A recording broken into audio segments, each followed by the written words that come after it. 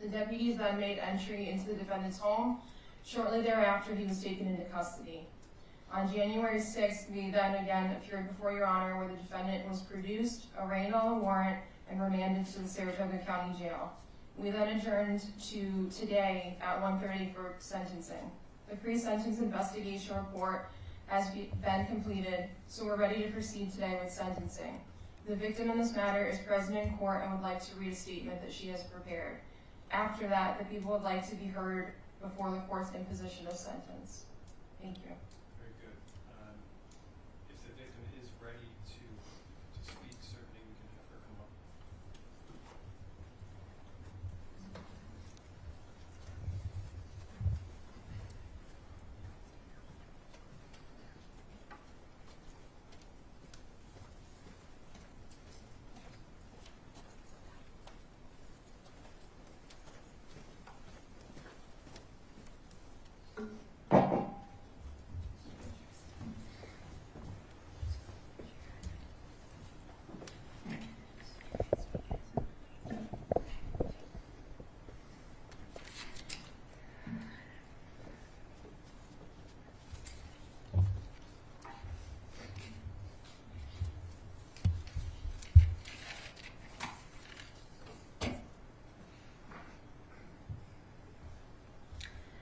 When people ask what happened to the woman I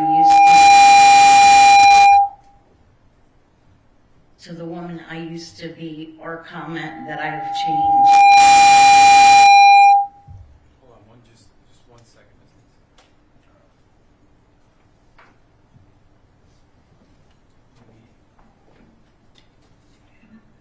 It might be because of that black box there.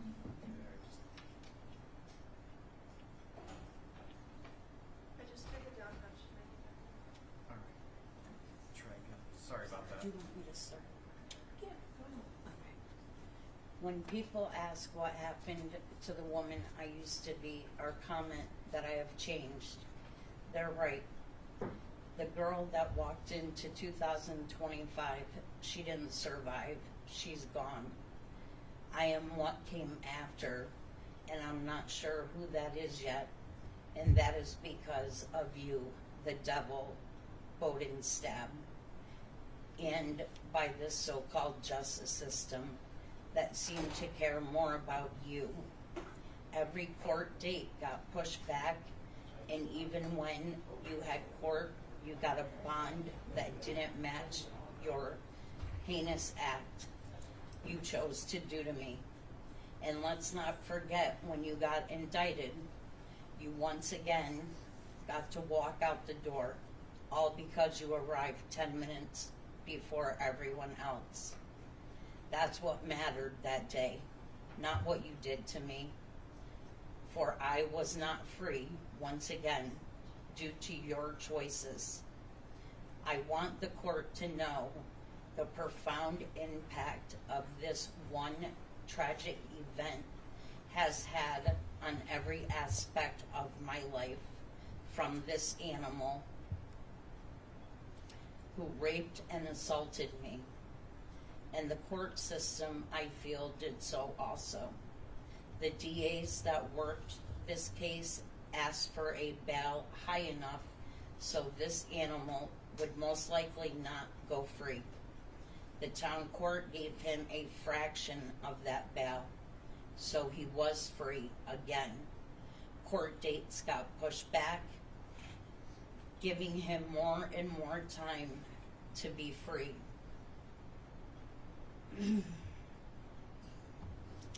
Then he finally gets indicted, and I thought again, he was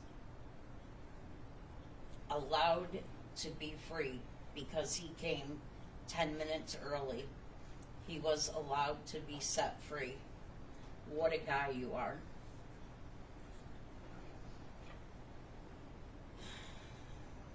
Somewhat of an exact time, this animal was allowed 12,206 hours and 30 minutes. That would be 508 days and 14 hours.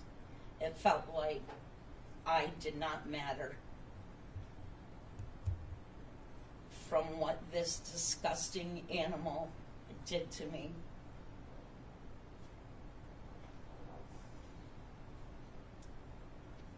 On August 15th, 2024, this animal got into my work car and stated he was going to Corinth.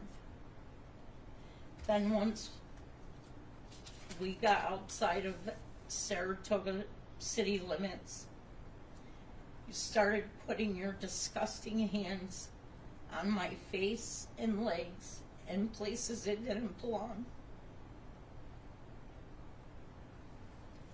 I told you to stop, and if you did it again, I would put you out. But you had it planned. You took me down all these back roads, no street lights. You wanted to get me confused of where I was, and you knew it worked. You took me into darkness, but when you told me to stop, I thought the ride was over. My heart was beating out of my chest, but little did I know, my true darkness had just begun. In 2 seconds, you had me in the passenger seat.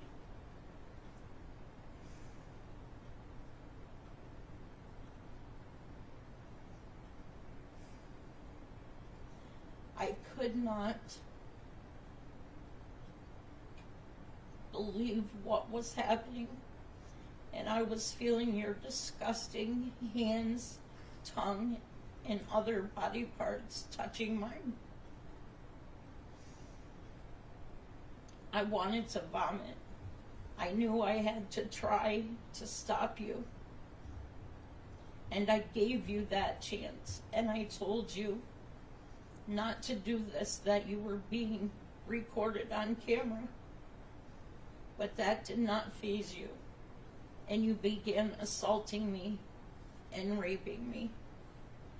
I feared for my life, and it felt like forever. The sick look on your face as you enjoyed the sick, disgusting, inhumane, vile act you were doing to me. When I was able to get free, you wouldn't get out of my car. You had the nerve to tell me to slow down. I wanted to run you into a tree. But the most amazing human beings flashed before me, and those are my kids and my grandkids. And the state of mind you had me in, I probably would have wound up killing myself.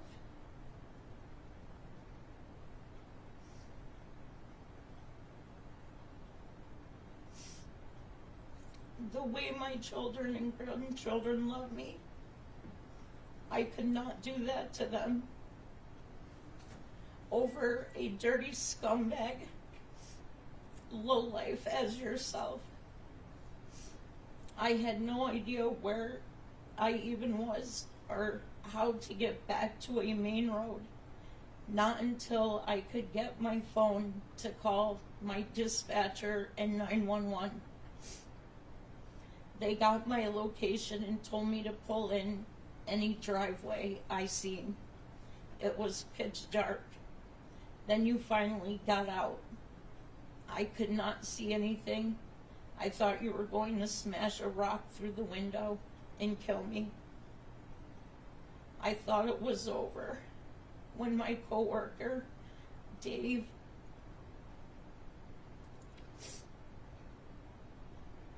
showed up.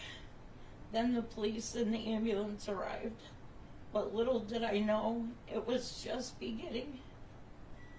God, I just wanted to take a Brillo pad and scrub your filth and slime off of me. I had to wait 7 hours and be transported to Albany Med and endure having your disgusting DNA scraped off of me, pictures taken of me. I hope this statement will reflect the emotional, physical, and psychological consequences I experienced due to your actions, devil. I live with feelings of grief, anger, confusion, guilt, shame, vulnerability, isolation, and fear, especially when I'm alone. When I was released from the hospital, I had to take post-exposure PEP along with a hepatitis shot, 28-day course of a combination of 3 antiviral drugs in case your filthy pig had AIDS, HIV, or hepatitis. Every day got worse. I could not work, and I am still out of work. I could not eat. I vomited more and more as the days went on. I could not hold my head up, and no matter how many times and how hard I scrubbed my skin, I just wanted to scream because I felt like you were seeping through my pores. But you animal, were just going on with your life, but not me. I didn't want to leave my house because you were out there. I never knew one person could cry so much. I felt like people were looking at me like I did something wrong. The emotional damage is still unfolding. Panic attacks, depression, PTSD, insomnia, and if I sleep, night terrors, and an overwhelming sense of distrust that seeps into my daily life. I currently still undergo therapy to deal with the trauma you caused me. Physically, I suffered multiple injuries which still require medical treatment. I need surgery on my left shoulder.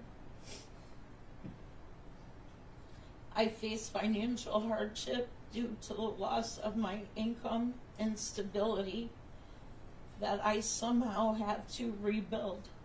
I also have to try to love myself, to rebuild my life, and commit to personal growth and healing. I don't know if I ever will forget this disgusting thing only an animal would do. It is finally here. The 12,204 hours and 30 minutes that I have waited to watch them put those silver bracelets on your wrists and ankles to your new home. Of course, you got a concurrent sentence, but I hope every single day of your worthless life and waste of air, you get tortured just like you did to me. I want you to know, if you ever do come up for parole, I will be there to make sure you never get out. I hate you, and you're disgusting. A disgusting animal, and you're going exactly where you belong, to the big boy house. You deserve everything that is coming to you. I hope the day you die, they put an absconding charge on you, because you will always be out there for the rest of my life. But I am fortunate to have those amazing human beings there to love me and protect me. And you don't have to worry about going to heaven, because those gates will be closed. And you don't have to worry about hell, because hell is too good for you. I also would like to add one last thing. Last Monday, I made it here to court with having emergency surgery on Sunday, having my appendix removed. But I was here less than 24 hours after my surgery. And I would ask the court to make his sentence longer. Thank you.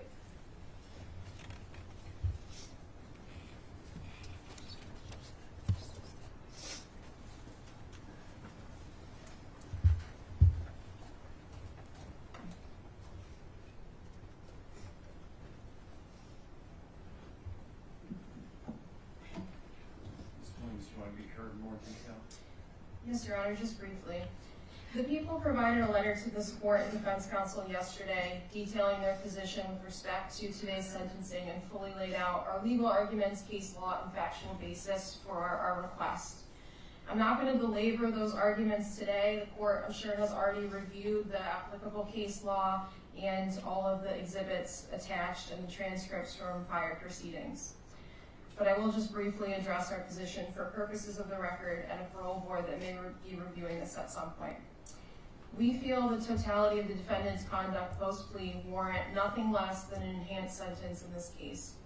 Back on September 8th, the defendant admitted in this courtroom that he forcibly engaged in oral sexual contact with the victim and further admitted assaulting her, causing physical injury during his violent sexual assault of her. He did so under oath, and he did so in this courtroom. He answered my questions during an allocution and provided detail about exactly what he did on that day. The victim in this matter was a taxi driver just trying to make a living in downtown Saratoga Springs during a busy summer track season. This was a violent sexual assault he committed against a stranger. This was a strong case due in large part to meticulous work from responding Saratoga County Sheriff's Office deputies that night, as well as the investigators who began working on this case immediately. There was DNA evidence in this case, cell phone evidence, video evidence from inside of the taxi showing exactly what the defendant did, and other third-party witnesses. The victim in this matter is the largest reason why this case is so strong. She spent over 20 minutes trying to fight this defendant off, all of which was captured on video. After that, she cooperated with law enforcement and underwent an invasive sexual assault examination to collect evidence. She waited over 12 hours in the hospital and was transferred to a second hospital to undergo that examination. Over the course of those 12 hours, she was not permitted to eat, drink, go to the bathroom, clean herself, or change her clothing so that evidence in this case could be preserved. Over the next year, she patiently waited while this case made its way through the court system until the eventual plea on September 8th. She met with our office to prepare for grand jury, testified in grand jury, and again came back to prepare for this trial, although the defendant did plea a few days before the scheduled jury trial. She did all of that while the defendant remained out in the community after posting his bond. She had to live with the choices the defendant made that night and the trauma that it caused her while he remained free to live his life. First, with respect to the defendant's statements in the PSI, he made excuses for his behavior, blamed alcohol, and claimed he didn't remember much despite there being video evidence in this case showing exactly what he did. He blamed the victim and claimed he misinterpreted her stopping the taxi as an invitation to engage in sexual conduct. In what scenario would any reasonable person believe that a taxi taking them home, stopping, is an invitation to engage in sexual contact? He also claimed to probation that he and the victim had discussed getting a hotel room together and that he thought the entire situation was consensual. The defendant is conveniently able to remember only what he thinks is helpful to him and remembers none of what he pled guilty to, none of what was captured on the video or in any of the evidence in this case. He made no mention to probation of the physical assault that he pled guilty to while he was forcibly engaging in oral sexual conduct with the victim, which he also pled guilty to. Again, on January 5th, when the defendant was missing his sentencing in this court, when the deputies responded to his home, he's heard saying on body camera footage, quote, "They're talking 18 years for something that I didn't do that was consensual. He begged to not have to go to jail, begged to be able to stay at his home, complains that he's going to lose his house for, quote, just this one night, and went on to call the victim a liar. He had no intention of accepting responsibility for this crime and no intention of doing any of those 18 years he agreed to on September 8th. He does not care about the trauma and pain he inflicted. He only cares about how this will impact him personally. For all of those reasons, including his willful failure to appear at sentencing, despite this court's very clear warnings, the people feel that he should not be given the benefit of the 18-year sentence, and his sentence should be enhanced. Based upon his plea, his maximum exposure is 32 years in state prison. The people will defer to the court in terms of what an appropriate sentence would be for this defendant. However, we would respectfully request that he receive the maximum post-release supervision of 20 years.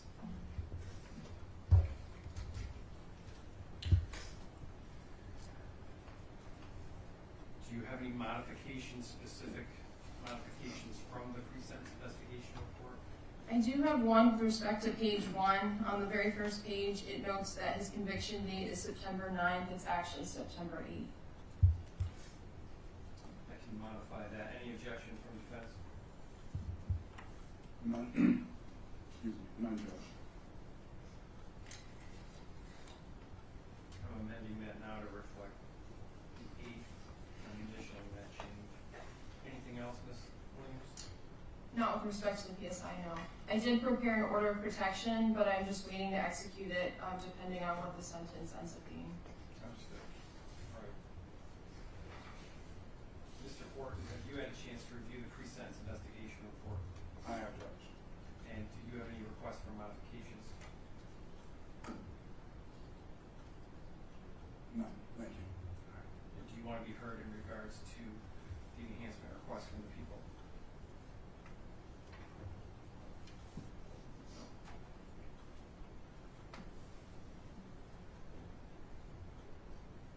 I do, Judge.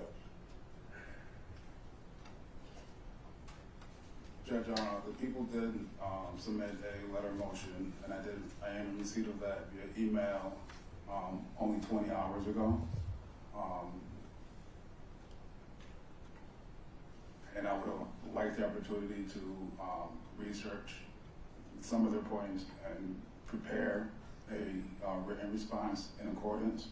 I'll also note that I did receive additional discovery, I believe it was Monday or Tuesday, related to the events on or after January 5th,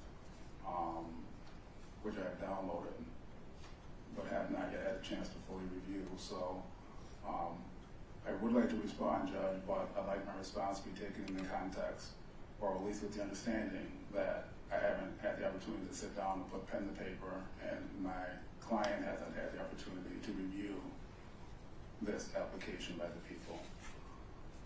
Do you want to be heard in any more detail prior to the imposition of sentence? I do, Judge. Just briefly with regards to each of the points. Starting with the PSI judge, Mr. Bodenstab did make clear that he was very inebriated. He has not, since the day of the incident, even been able to recall where he became inebriated. So there are some lapses in his memory.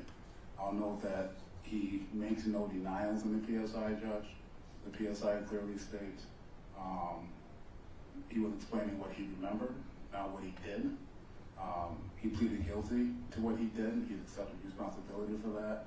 The PSI notes that he states that he accepts responsibility and that he's so sorry for his actions.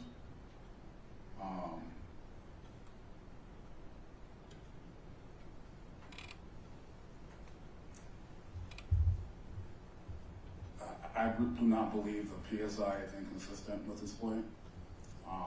I believe, Judge, that while he shared what he remembered,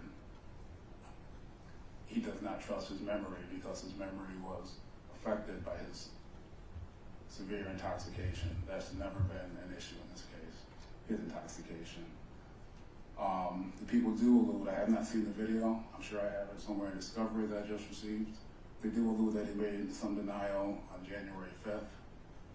I'll state that if he did make that denial, it came, as the people say, during a time of a mental health crisis, when, as the people say, the police entered the home for his safety. Once again, I haven't viewed the body camera on that, I'm not sure exactly how it played out, but it was for his safety that they entered the home, not because he didn't show up to court, not because he was harming someone else. So clearly a mental health crisis, he made some statements. The veracity of those statements are probably the least trustworthy of any statement that he's made throughout the pendency of this action. He is 65 years old, a sentence of 18 years plus 5 years post-release. He'll be in prison well into his 80s, and he will not be unsupervised until he's close to 90. I don't believe that an enhancement is necessary to achieve justice in this matter. I do not believe that the people have put forth enough to warrant an enhancement in this particular matter. And I'd ask the court to just, under the plea agreement, sentences Mr. Bodenstab to 18 years, which is a significant sentence, with 5 years of post-release supervision.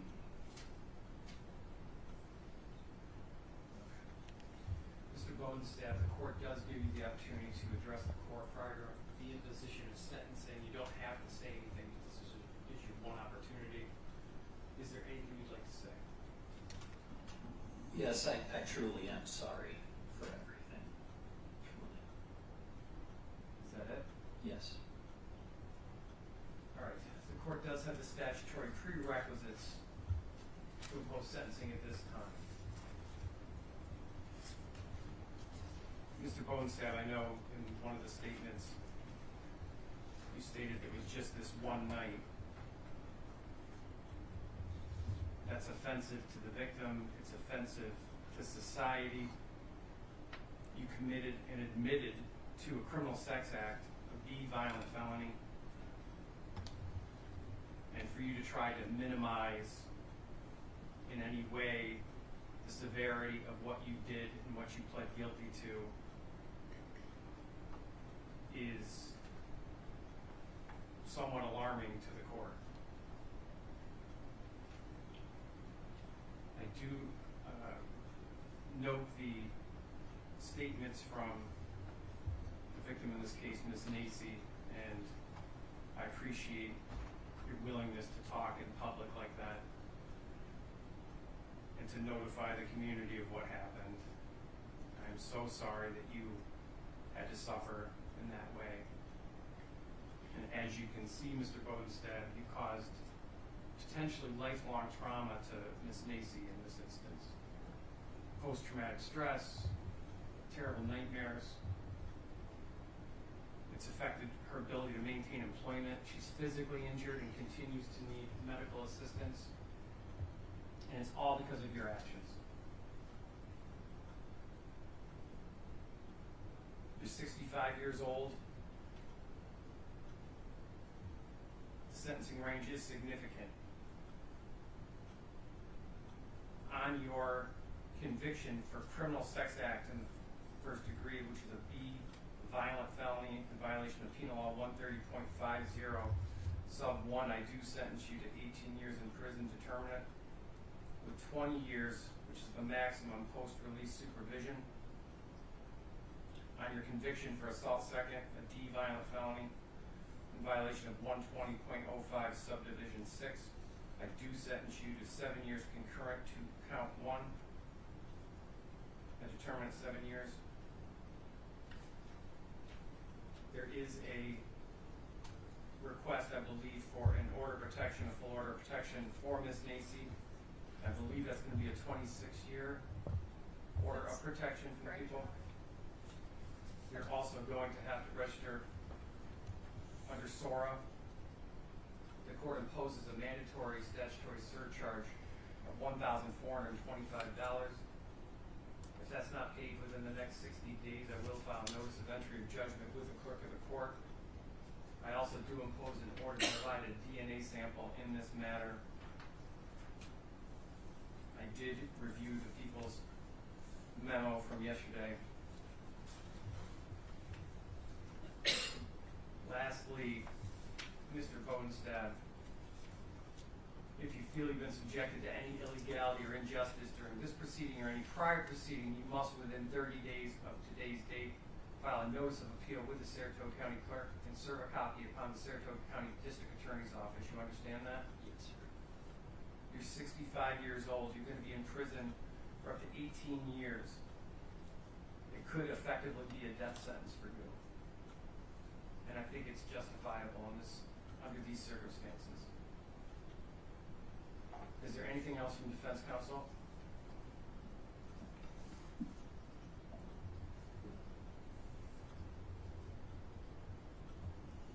If not, Judge. Anything more from the prosecution? No, Your Honor, and I did provide a copy of that final order of protection to defense.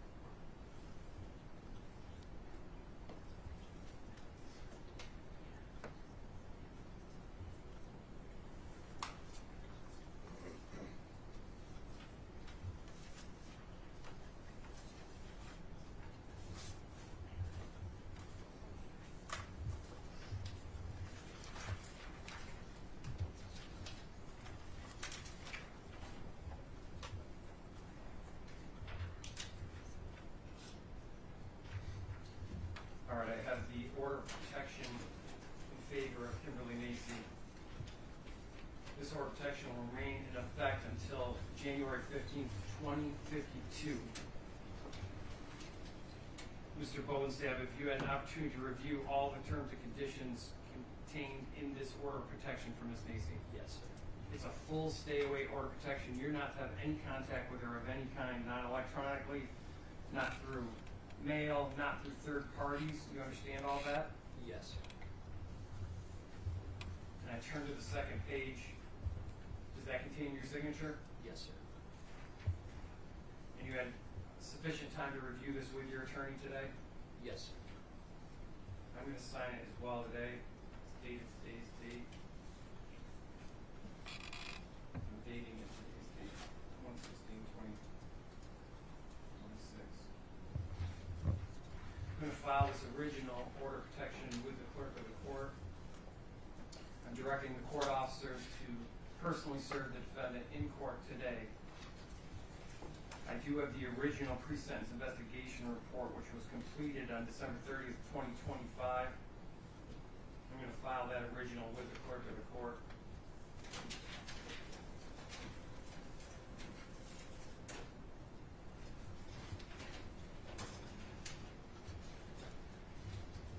We'll just be delayed a moment while copies are made and the defendant is served in person.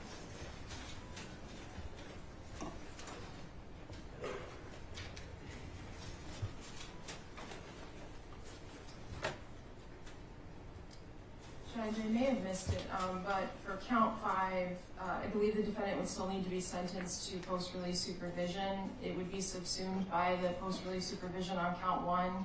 I believe the range is 1.5 to 3. I would ask respectfully for 3 years concurrent. If I did not mention that, and I believe I may have missed that, I will also sentence him to 3 years post-release supervision on his conviction for assault in the second degree. And again, it runs concurrent with his criminal sex act conviction. I note for the record the defendant was served in court by a court officer with a copy of the order of protection. Copies were provided to all parties. The clerk has a copy of it as well. Mr. Bodenstab, I now remand you to the custody of the Saratoga County Sheriff and then on to the Department of Corrections for New York State to begin serving your sentence. Good luck to you. Thank you.